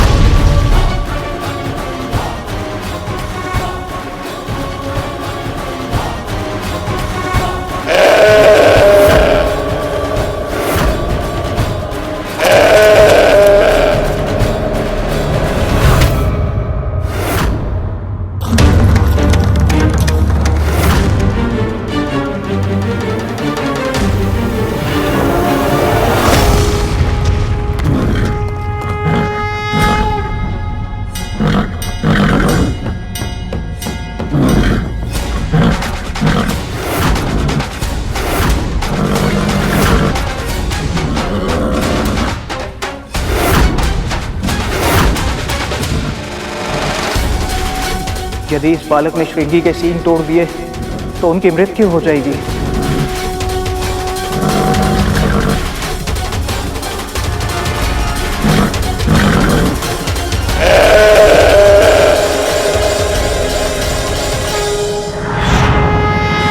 हे नारायण। फिर क्या हुआ गुरुदेव? बालक के कारण श्रृंगी के साथ इतना बड़ा अनर्थ हुआ, तो फिर महादेव ने क्या किया?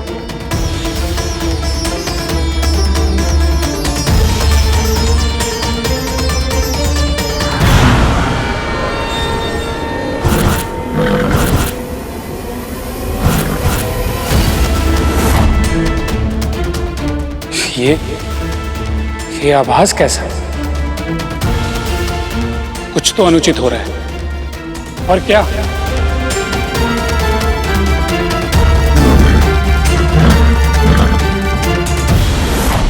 श्रृंगी एक बालक के साथ जूझ रहा है।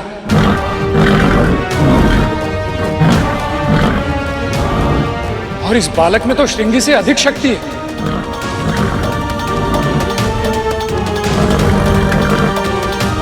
मां पार्वती और महादेव दोनों ही समाधि में। ऐसे में कौन रोक सकता है इस बालक को? इसका तो एक ही है कि कुछ बहुत बड़ा अनर्थ होने वाला है। किसी को तो रोकना होगा इसे। नारायण नारायण नारायण नारायण। प्रभु, इस समस्या का समाधान आपको करना ही होगा, इससे पहले कि कोई अनर्थ हो जाए। आपके कहने का तात्पर्य क्या है देव ऋषि?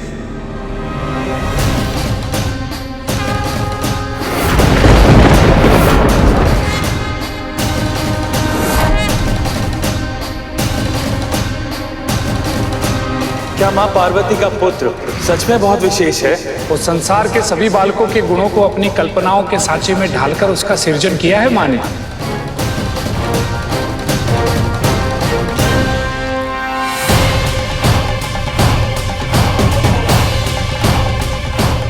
श्रृंगी के प्राण उसके सींगों में होते हैं। अगर बालक ने बलपूर्वक उसके सींग को उखाड़ फेंका तो उसके प्राण चले जाएंगे, और यदि उसके प्राण चले गए तो न जाने महादेव क्रोध में आकर क्या करेंगे इस बालक का। वो इतना स्नेहशील है, निर्दोष है, ऐसा कैसे कर सकता है?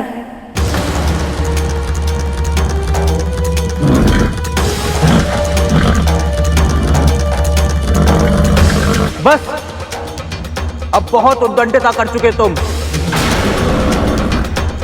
मैं तुम्हें चेतावनी देता हूं बालक, इसे क्षण श्रृंगी को छोड़ दो।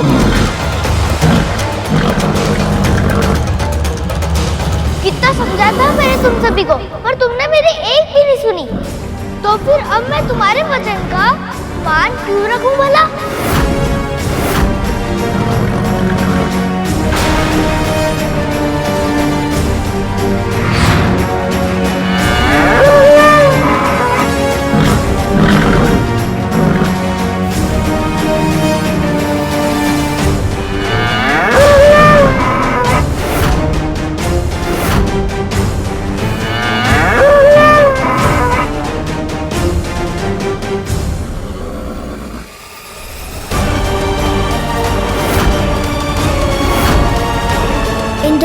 एक साथ कैसे रहूंगा मैं? मुझे श्रृंगी के सिंगों को तोड़ना होगा। कहीं ये बालक श्रृंगी के प्राण न हर ले, अन्यथा न जाने इसका क्या परिणाम होगा।